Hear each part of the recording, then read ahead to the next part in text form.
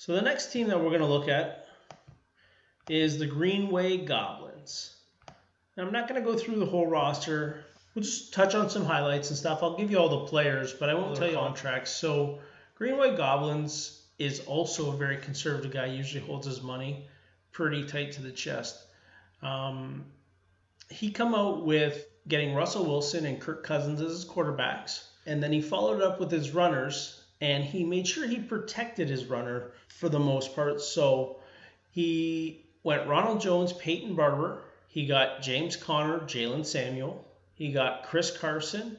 He got Mike Davis, and he got Carlos Hyde.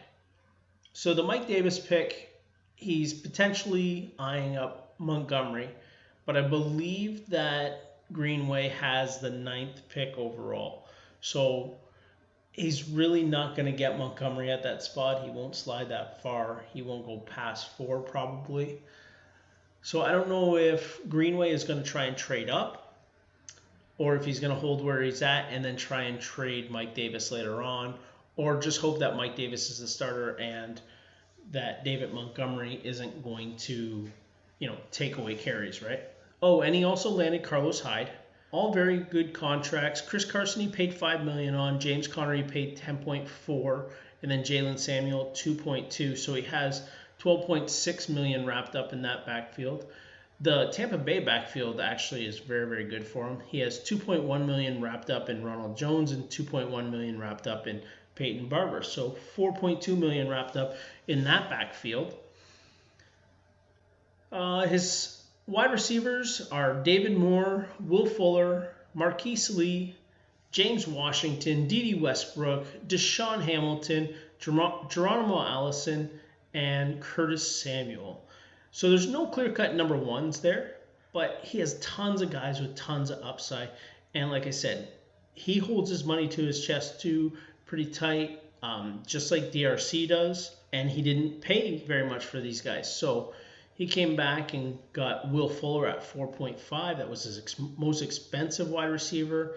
James Washington a 3.9. D.D. Westbrook 2.5.